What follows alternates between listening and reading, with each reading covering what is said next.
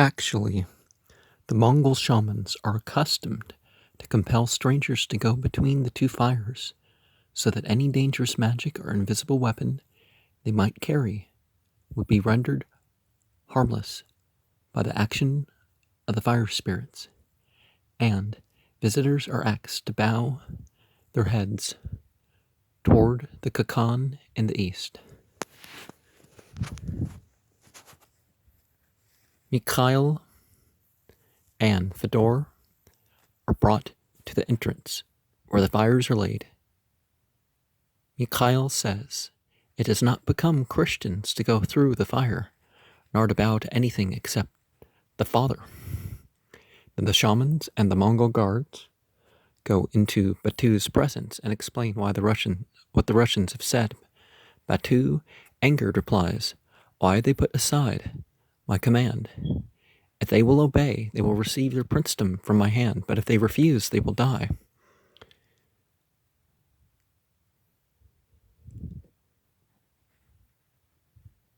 Again, yeah, making someone practice your religion like that. Yeah, that's not right. When this is told to the Russians beyond the fires, they consult together. Fedor saying to Mikhail, "What shall it profit a man if he gain the sovereignty of the whole world, yet lose his own soul?" And they answered together, "To the Tsar I would bow, since God hath granted him sovereignty, but to these other things I shall not bow."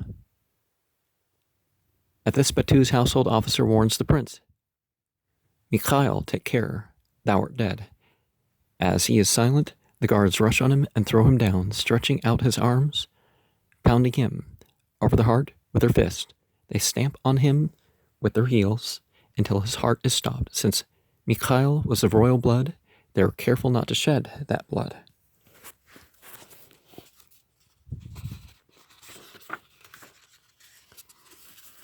This tale, written in the Novgorod Chronicle, which adds the Knyaz Mikhail became a martyr. Tsar Batu, careful in his overlordship, he prepares to mint coins which the Russians lack to aid them in paying tribute, and he investigates the yield of the salt beds along the southern rivers, as well as the silver mines in the Ural region. Meanwhile, he accepts 5 skins of animals as a tax upon every human head each year: a skin of a white bear and of a black fox, a beaver, a sable, and a polecat. His treasure is laid up on the hoof, in growing flocks of fat-tailed sheep and herds of horses. The steppes are austere with captive animals, insurance against hunger.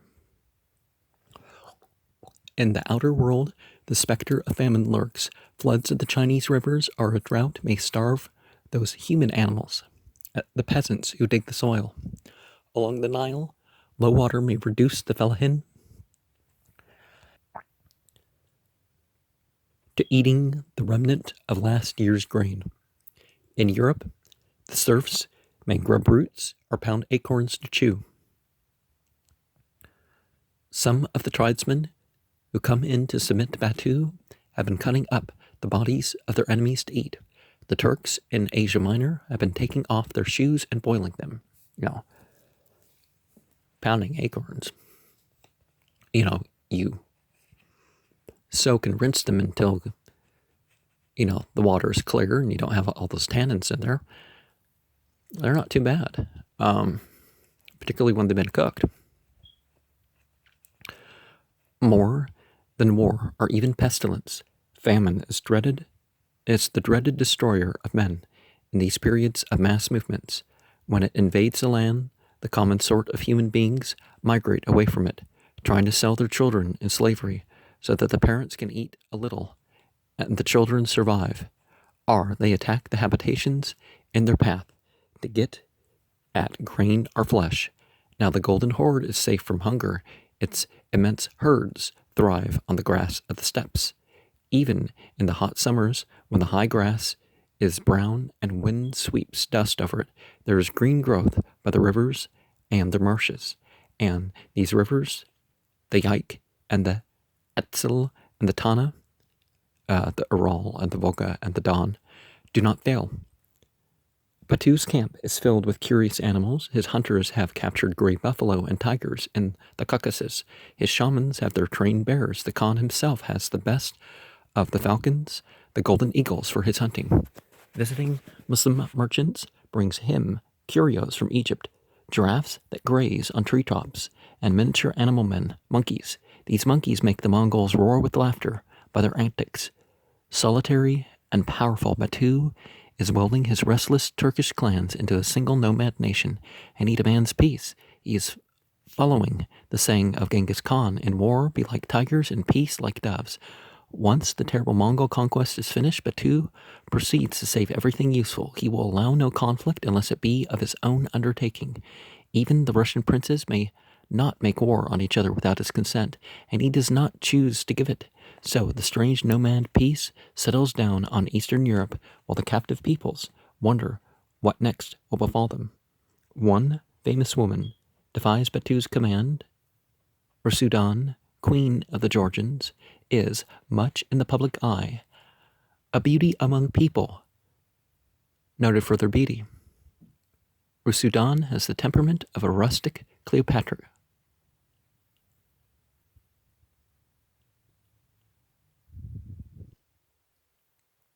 And the real name of Cleopatra, there's a D in there, and there's a Q over there. No. She has many lovers. When she tires of them, they are thrown from a cliff near her tower.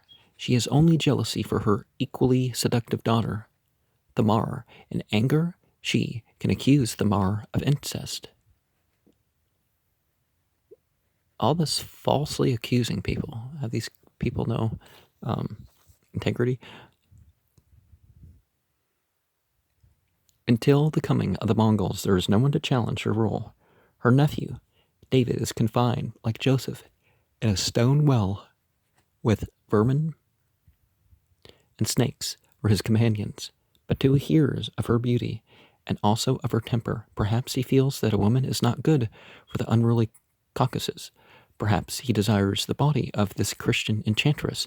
Most certainly he is curious about her and believes that she should come, like Mikhail and the others, to make formal submission to him. So he summons her, but Rusudan does not stir from her refuge in the higher ranges by the snows of Kaspek. Then Batu adds entreaties and gifts to his summons, and still Rusudan does not emerge. The careful Mongols discover the nephew buried alive in his well, and take him to the Khakan in Kara Korum, where he is given the kingship of the Georgians.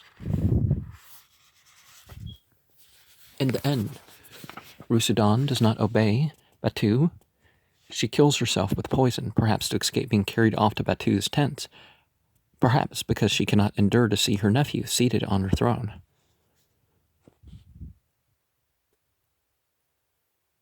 Now, if she didn't want to be carried off, perhaps she should have, fought the invading force and died that way. At this time, the eldest son of the Sign Khan, Sartak, departs on his own account from the path of Mongol tradition. Sartak has been taught by two Nestorians, and he thinks favorably of the Christians, suffering their priests to perform ceremonies for him. To this, apparently, Batu does not object, although he himself remains of non-Christian faith. From the northern fringe of his empire, Batu can still see the lights that dance in the gate of the sky on winter nights, aurora borealis, rising in cloud-like flames and then vanishing. His brother, Birkai, however, has turned another away. Birkai, the Aga who presided at the coronation of Mangu, with his foot carefully propped on pillows by Sir Kuktiti, has been governing the grazing lands along the Caucasus. Says, where he has met bearded men of Islam. They have talked to him of Islam, submission, and the sword of the Prophet that will conquer all unbelievers. And, of course, Islam does not allow mere wars of conquest. They teach that there's a Hadith Qudsi that says that those who fight to change the borders, those who fight for slaves, those who fight to acquire treasure, those who fight to force conversion are cursed by God. They've described the delights of Muhammad's paradise, and Birkai has become a convert. He's the first of the line of Genghis Khan to yield himself to a religion. Fearfully, he hides his conversion from his brother.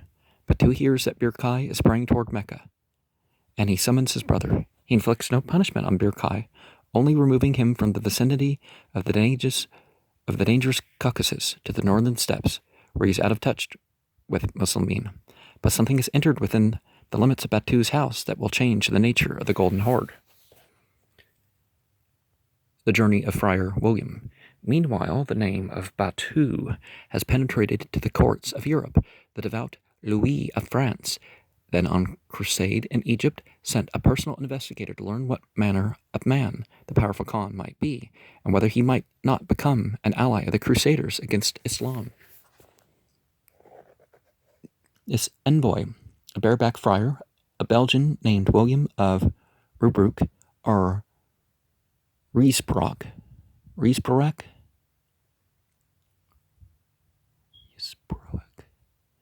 had a stout body and a quick wit, and he had need of both, for his mission was simply that of a spy.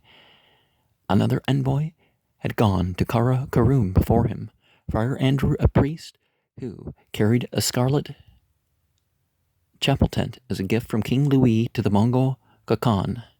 As it happened, this scarlet pavilion had fallen into the hands of Ogul Gaimish, who was then in power, and she had taken it to be a sign of submission by the French king. She had said to those around her, "See what the king of the French sends as a token of submission to us." Now, see,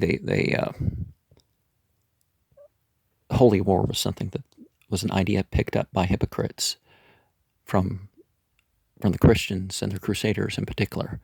I mean, there wasn't even an Arabic phrase for it, although, there were other languages spoken by the Muslimin, but, the Quran and the sayings of the Prophet were initially transmitted in Arabic. Then, when Louis had heard of this, he had been angered, and he warned William of Rubruck on no account to let the Mongols think that that he had come as an ambassador. This made the adventure hard for Friar William, because the Mongols could not understand why one who was neither merchant nor ambassador should come from a Christian king to the great Khan. Moreover, the stubborn Franciscan wore a shaggy robe like a beggar. He brought sealed letters but no gifts for the Mongols, only his own vestments, scriptures, incense, fruit, biscuit, and a certain muscatel wine that he liked. Wild grapes. Friar William had need of all his wit. When we met the Tartars for the first time, he relates, I thought myself entered into another age. He let them taste his muscatel wine, and he drank their mare's milk, which made him sweat. And he explained that he came from the king of the French, who was on pilgrimage, and he wanted to find Sartak, who was said to be a Christian. They puzzled over him, but they gave him horses and sent him at headlong speed along the post stations to the camp of Batu's son on the Volga, and there, instead of a horde of frontiersmen, he found keen minds more aware of events than his own. Well, yeah, he thought they were barbarians, but these frontiersmen are not uncivilized. Even before all this, they were just differently civilized. He found a knight of the Templars from Cyprus and Armenians who read his letters, translating to Sartak, who listened with all his wives. They asked Friar William if his Bible held in its covers what he believed to be true. Sartak gave his fat guest mare's milk and asked him to pronounce a benediction. Then he inquired who was the greatest monarch among the Franks. The emperor, Friar William answered. That is not so, Sartak corrected him. It is the king of France. Then Sartak secretaries advised the friar not to speak of Sartaq to Batu as a Christian, but as a Mongol. They were not, he discovered, willing to be called Christians because the Christians seemed to them to be a nation of the West, while the name of Mongol was exalted above all peoples. Friar William was ferried across the Volga to where the Golden Horde moved beside the river, and to the astonished friar the houses and tents of the encampment appeared like a city stretching out to a vast length. At once Batu's officers asked that the friar had come as an ambassador from the king of the French. I have come, Rubruck answered boldly, because my lord king is advised that you have become Christians, and I have been sent to congratulate you, not from any fear of you. Nor was he less bold when he made them kneel before Batu. For a space, Batu, seated on a gilded couch, raised above the pavilion floor, contemplated the stubborn Franciscan without speaking. Then he signed for Friar William to speak, and Rubruck said a prayer invoking the blessing of heaven upon the Khan of the Golden Horde. For, he added, you may not attain to the beatitude of heaven unless you become a Christian. Batu smiled, and the Mongol Noyans listening clapped their hands in derision. Then the sign Khan allowed the Franciscan to rise, and he asked a question. He had heard that the king of the French had left his country with an army. Against whom did he go to make war? Against the Saracens. Friar William answered, for they have violated the house of God at Jerusalem. Now, there was one exception of a ruler. Not the rule, just one guy who did something. And people use it as an excuse. They still use it as an excuse. But he violated his own religious principles by doing this. And the house of God at Jerusalem was a sacred site to the Muslim people as well. Batu signed for a cup of mare's milk to be given the friar in a golden vessel from the table at the tent entrance, a mark of favor. Soon thereafter, Friar William, passing through the encampment, was greeted in Latin, Salvate Domini. Surprised, he discovered the speaker to be a Kipchak Turk who had been taught by priests in Hungary. This Kipchak confided in Rubruck that he had been summoned by Batu to explain what manner of man the friar was, and what the Franciscan order might be. The upshot of it being that Friar William was told that he could not remain among the Mongols without going on to the presence of Mangu, the Khakan. A Mongol Noyan was appointed to lead them thither, and this aristocrat of the steppes examined the stout friar and his garments with misgivings.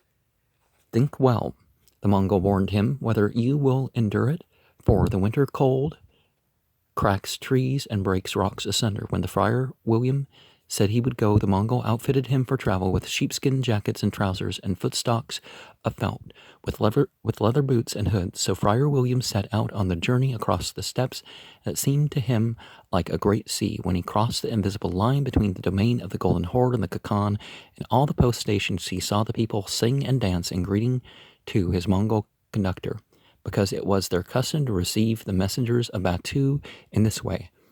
Gossiping on the road with the Mongols, Secretary Friar William learned that the careful Batu had written to Mangu saying that the friar must have come to beg the aid of a Mongol army to combat the Saracens.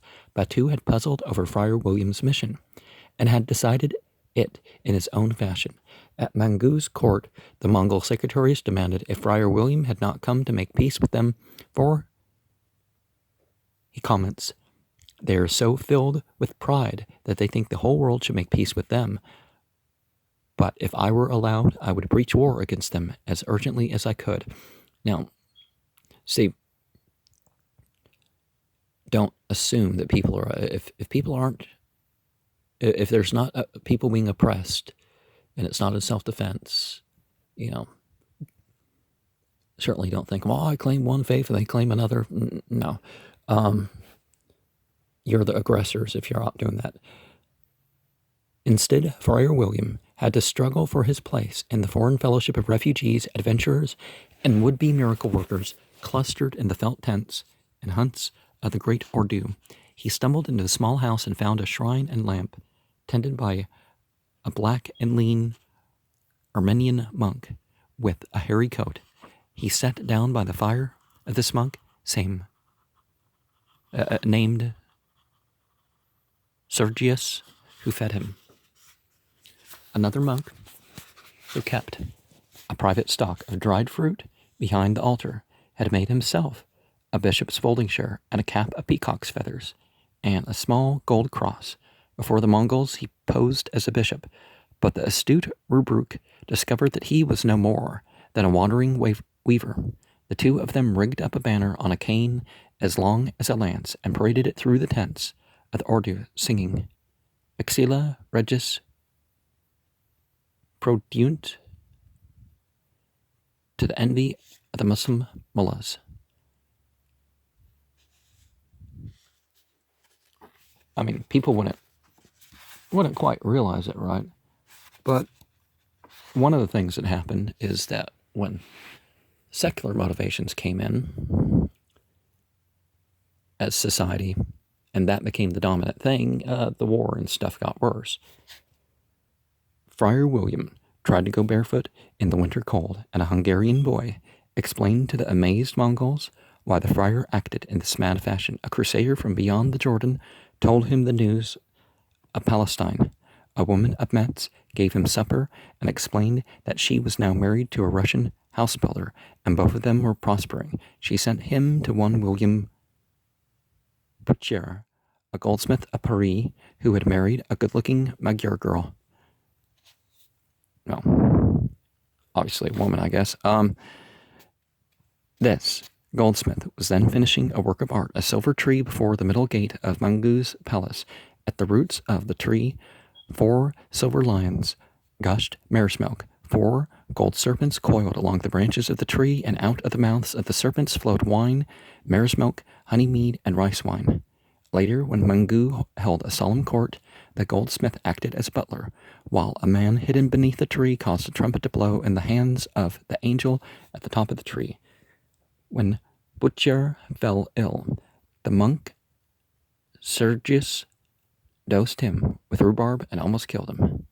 They were visited by the princess Kutuktai, Mangu's favorite wife, who gave them presents and desired the monk's blessing on the cup she drank from. She bade the monks sing with a loud voice. Nestorian priests brought slaughtered sheep into the chapel to feast with this lady of Mangu, and when she was drunk, Rubruk relates, she got in her palanquin and went away, the priests singing all the while. When this same princess Kutuktai fell ill, Mangu summoned Sergius to cure her with a dose. The monk, weeping and praying, mixed rhubarb and holy water for her, Rubruk assisting doubtfully. The Mongol lady had been hysterical with constipation, and the mixture cured her and saved Sergius's life. She heaped silver on Sergius, who took Rubruk's portion also, when the stout Franciscan refused payment. Hearing of his lady's cure, Mangu summoned the monks before him and examined their cross curiously, without, William admits, seeming to worship it in any way. Friar William's keen eyes noticed that Mangu's pavilion was hung with cloth of gold, although the fire at his seat was fed with thorns and wormwood roots and dried dung.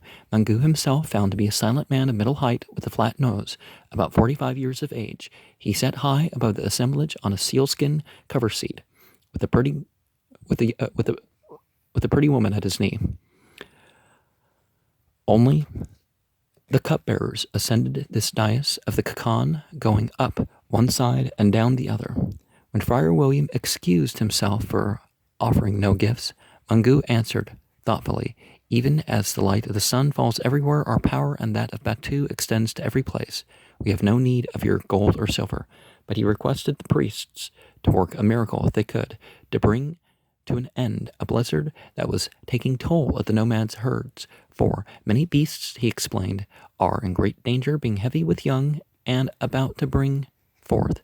Fortunately for the priest, the blizzard ceased, and Mangu, having listened to the exhortations of so many priesthoods, waxed curious as to the truth of what they argued. He had all a Mongol's keen curiosity about his spirit life. Would he cease to be at death? Would he become Aquila, inhabiting water or fire? He summoned the Buddhists and Nestorians and the mullahs of Islam to debate before him, and Friar William joined the debate on behalf of the Nestorians. The son of the goldsmith, interpreting for him, the Franciscan silenced his adversaries by asking whether or not they held that God was all-powerful.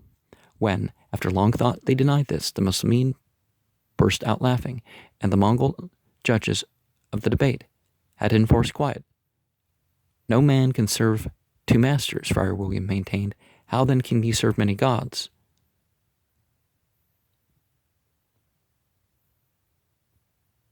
The Buddhist, right?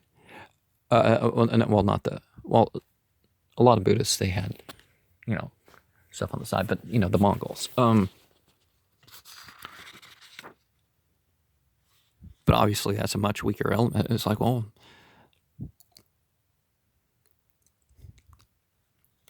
it's not that God gives people power and, well,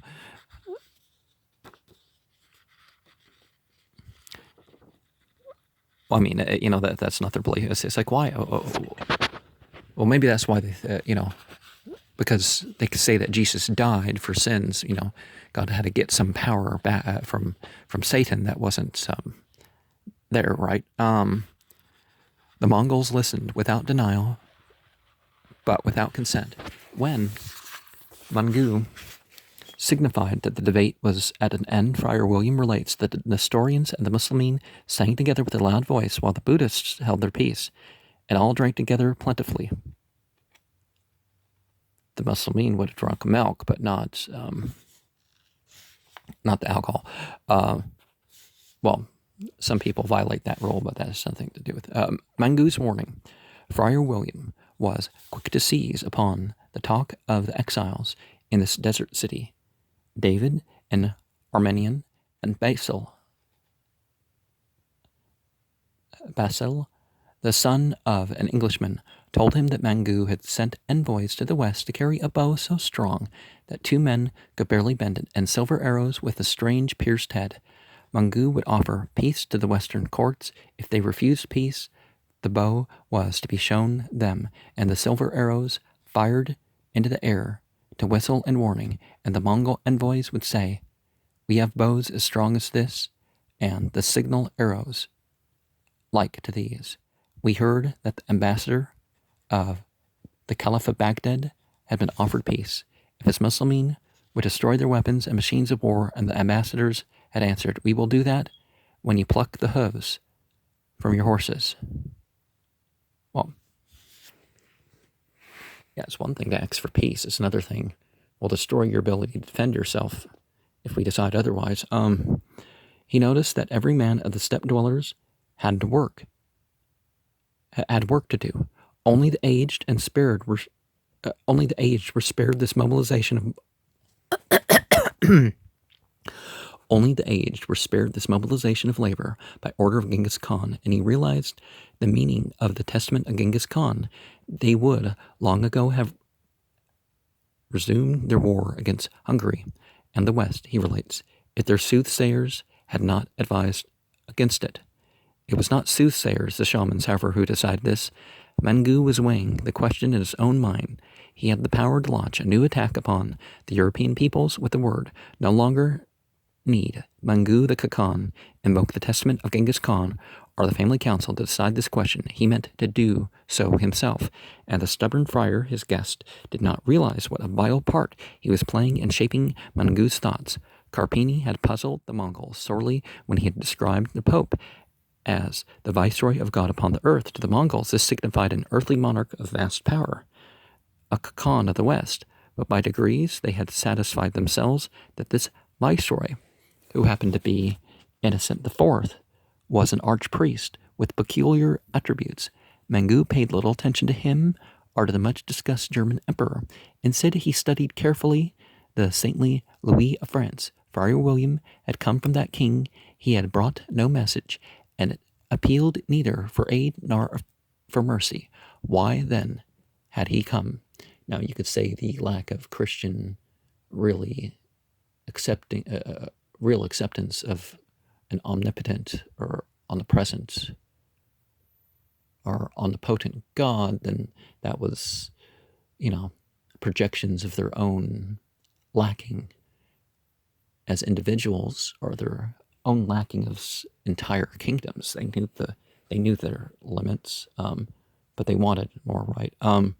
Mengu sent a secretary to ask why. Again, Rubruk parried the question by asking if Batu had not explained in his letter. The secretary brushed this aside. The Khakan desired to know from the friar himself. William, with his narrow shrewdness, parried this vital point. His king had sent only letters of friendship, and he himself had come merely to preach, what he considered to be the gospel. The secretary wrote all this down with care and went to make his report to Mengu the next day. Another interview. Mengu knew that William had no message for him. He knew that the friar had come to pray for him, but he did want to know if any ambassadors had come from Louis to the Mongol court before William. And the worthy friar explained how David and Friar Andrew had brought hither the Scarlet Chapel before his coming. Patiently the secretary returned with Mengu's next question. Would William take Mongol ambassadors back with him to his country? The friar refused, as Carpini had done before him. He was only a poor monk and could not take it upon himself to guide an ambassador of the great Khan back through such dangerous country. Then Mengu made his decision. With the goldsmith's son to enter for him, the stout Franciscan knelt before the Mongol Khakan. The boy warned him that it had been decided to send him back with the Yarlig of the great Khan, and that he must make no objection. Have you said to my writers that I was a pagan? Don't call people pagan because they're a different religion. That's not right. Mengu demanded, My lord, I said not so. Rubruk objected boldly. I thought, well, you said not so, for such a word should not be spoken by you. Mengu thrust forward the staff on which he leaned. Be not afraid. Friar William smiled. If I had been afraid, would I have come hither?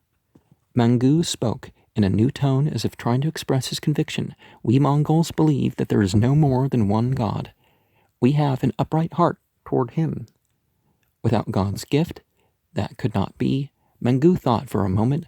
God hath given to the hand its 5 fingers, and as many faiths to men.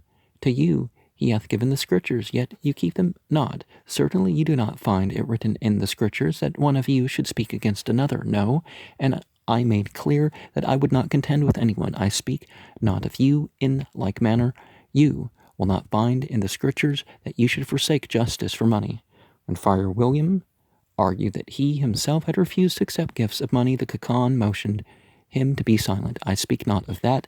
Mengu said. He drank thoughtfully from it, the cup in his hand. God hath given you the Scriptures, yet ye keep them not. To us